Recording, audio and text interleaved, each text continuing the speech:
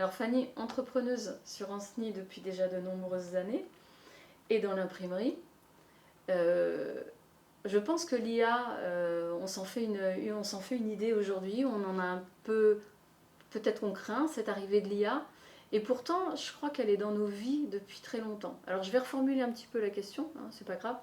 Euh, donc Fanny, tu es imprimeur, entrepreneuse sur Ancenis. L'IA est entrée chez toi depuis quand?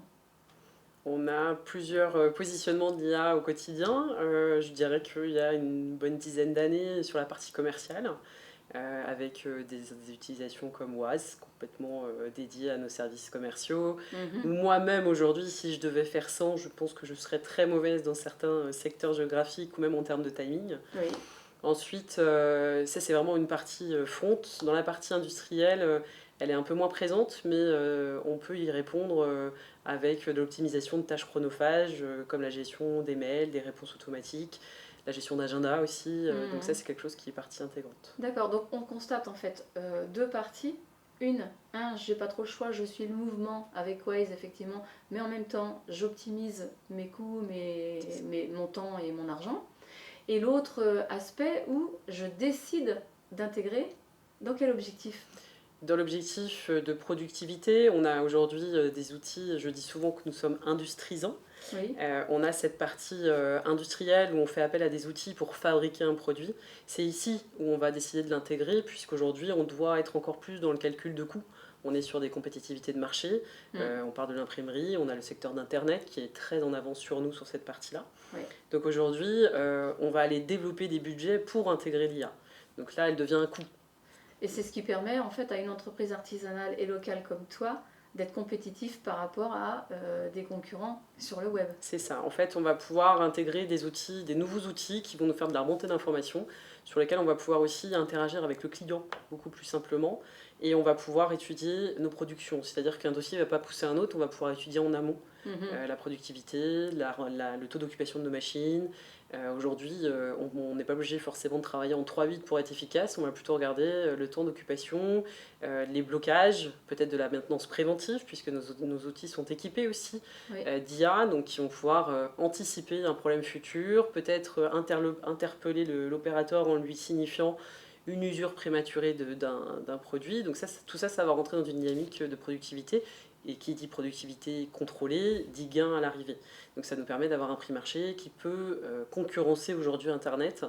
C'est pas l'image qu'on a encore aujourd'hui parce on nous classifie plutôt dans quelque chose de production complexe, mais on Mhm. a beaucoup simplifié aujourd'hui. L'IA est encore présente à 10%, pas plus, et il faut aller vers ces sujets-là. Maintenant, c'est de l'investissement. C'est on Bien va sûr. dire, le frein Et qu'on du a temps et de aujourd'hui. l'argent en fait. Et du temps et de l'argent. Ouais. Alors si je comprends bien, l'IA permet d'un côté de se dire on ne travaille plus en 3/8, donc on œuvre pour le bien-être des Aussi, collaborateurs. exactement. Et de l'autre côté, on améliore ses process, on gagne de l'argent et on reste implanté en local. On Exactement. se renforce en local. Exactement. Aujourd'hui, c'est aussi, on parle de RH, hein, c'est aussi quelque chose qui vient soulager le travail de nos collaborateurs dans l'administratif. C'est souvent quelque chose qui va prendre beaucoup de temps, qui va être redondant, qui va pas mettre en valeur leur vraie technicité. Donc ça va pouvoir les libérer de cette partie-là. Et après, ça va aussi permettre d'avoir des retours sur un investissement beaucoup plus rapide. Parfois, on va attendre d'avoir le bilan annuel pour voir si on a fait le bon choix. Là, c'est pratiquement à la journée près où on est capable de voir ce qu'on a pu générer en volume, le comparer à un chiffre d'affaires et orienter la stratégie de prix et la stratégie de production. D'accord. Donc en fait, ouais, je reviens un petit peu sur le bien-être des collaborateurs, puisque on parlait des 3/8, mais on parle aussi de supprimer des tâches qui ne sont pas valorisantes C'est ça. pour le collaborateur ou la Exactement. collaboratrice. Si on prend un de nos métiers qui est la mise en page, la création graphique, on a des collaborateurs qui vont passer du temps à faire une mise en page de carte de visite, qui est peu valorisant quand même pour leur métier graphique. Aujourd'hui, on automatise cette partie-là au travers de plateformes qui travaillent avec l'IA. C'est aussi de la génération automatique de visuels Mhm. pour leur laisser du temps à la créativité, à la curiosité, à la formation. Est-ce qu'on pourrait dire que du coup, ça leur permet d'être plus, comment dire, plus pro et de s'éclater plus dans leur job? C'est l'objectif aussi, ça fait partie de l'objectif. Ouais. Après, est-ce qu'on y est aujourd'hui il y a il y a un grand pas quand même d'intégrer l'IA. On se confronte à de la formation, à l'investissement aussi financier, donc on y va peut-être lentement aujourd'hui. Après, il y a aussi la partie, j'ai pas envie de dire générationnelle, mais on n'a pas le choix. Il y a un moment donné, il faut aussi être en phase avec nos collaborateurs. Mhm. Et donc, il y a toute cette approche qui va être un peu plus longue pour certains que pour d'autres. Mhm.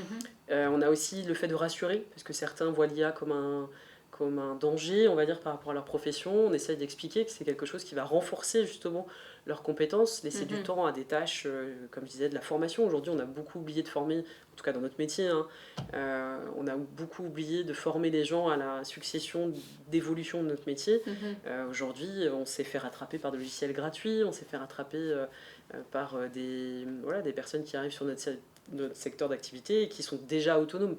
Ouais. Donc quelle est notre valeur ajoutée aujourd'hui? C'est les professionnels humains qu'on a. Il y aura toujours cette valeur ajoutée là. Donc, l'humain a toujours sa place avec L'humain aura l'intelligence toujours sa artificielle. place pour moi avec l'intelligence artificielle. Et alors, est-ce que pour toi, c'est juste d'appeler ça une intelligence artificielle? Bah, elle se nourrit en fait de ce qu'on va lui apporter. Donc elle fait part d'une synthèse, elle va analyser. Donc pour moi, oui, ça peut être interprété comme une intelligence. Après, j'ai pas la définition exacte de ce mot-là, mais ça me choque pas d'avoir une intelligence artificielle, parce qu'on la qualifie d'artificielle et de pas d'humaine. Oui. Donc je pense qu'il faut prendre le mot en global, enfin le terme Ouais. en global. Si on ne lui met que le mot intelligence, effectivement, ça vient dénaturer l'intelligence humaine. Mais on dit bien qu'elle est artificielle, Ouais. donc elle est créée à un moment donné. Qu'est-ce que tu peux dire qu'elle apporte l'intelligence artificielle dans ton entreprise aujourd'hui? Si on devait résumer très rapidement en quelques mots. Du temps. Elle m'apporte du temps que je peux consacrer à autre chose, de beaucoup plus efficace pour mes collaborateurs, pour l'activité en tant que telle, pour le déploiement de notre activité aussi. On va passer effectivement par des créneaux plus, enfin des médias plus courts en fait pour une prise de décision. Elle va nous apporter aussi une synthèse de certaines données avant où on passait beaucoup de temps. Des choses très bêtes. On a des notices techniques qui sont papier. Au travers d'outils d'IA, on va pouvoir remettre ça en numérique, pas passer par le scan, mais carrément resynthétiser le programme.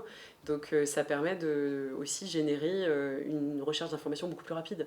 Donc il y a plein de choses, alors c'est des petits niveaux ou des grands niveaux, mais il y a des choses qu'on ne va pas forcément appliquer à l'IA, on ne va pas dire que c'est de l'IA, et finalement ça en est, puisque la lecture automatique des caractères c'est de l'IA. Bien sûr. On va aussi porter notre œil sur l'interprétation de nos clients sur l'IA. Ça, c'est quelque chose sur lequel on est en train de se former, puisque dans notre métier, on peut avoir des choses qui arrivent qui sont générées par l'IA. On a beaucoup eu à l'époque Photoshop qui a été un peu controversé, puisque des super pages de magazines photoshopées où c'était pas marqué. On arrive dans cette démarche-là aussi. Oui. On a des clients qui vont nous apporter des images, des couvertures de livres qui ont été générées par une IA. Oui. Là aussi, juridiquement, il y a plein de choses qu'on ne sait pas nous aujourd'hui. Donc on veut aussi se former sur cette partie-là. Donc ça va aussi, l'IA va aussi nous forcer à rentrer dans la formation, à nous réintéresser à notre rapport avec le client. Et en même temps, grâce à l'IA, avoir accès aux infos juridiques, ça va être plus facile. Aussi, et puis ça va permettre de, encore une fois, appuyer un discours avec, on parlait tout à l'heure de termes, puisqu'on adapte aussi le discours par rapport à une clientèle qui est plus ou moins experte dans notre métier.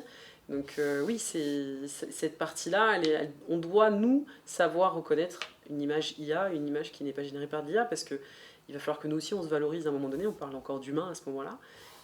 Donc c'est toute cette partie-là aussi qu'on doit mettre en avant sur notre métier. Après, c'est plein de points, c'est pour ça que je parle de temps et d'argent. Parce que la formation, c'est de l'argent, le temps, c'est de l'argent. On est quand même un métier qui fait partie des métiers un peu oubliés, hein, où la high-tech ne vient pas nous chercher. Donc il faut qu'on arrive à trouver les bons vecteurs, et ça reste encore récent, ce mot intelligence artificielle. Je pense qu'à court terme, l'IA va apporter un gain de productivité et une gestion de production beaucoup plus souple, avec de la remontée d'informations en direct. C'est vraiment ce que nous on recherche aujourd'hui, et c'est l'objectif sur 2025. Et sur le plan humain? Et sur le plan humain, de la formation, du temps, j'ai envie de dire bien-être aussi, parce que se former c'est du bien-être, c'est vraiment replacer la compétence des gens face à leur métier, et pas laisser certains métiers s'éteindre, parce que c'est ce qu'on voit nous aujourd'hui dans notre métier, on a une évolution très dynamique sur l'informatique. Et moi, je vois beaucoup de personnes qui ont un diplôme et qui n'existent plus aujourd'hui. Ouais. Donc sur l'humain, c'est du bien-être. C'est ce qu'on pourrait mettre en place, oui, de plus que ce qu'on a aujourd'hui. Merci Fanny. Ouais.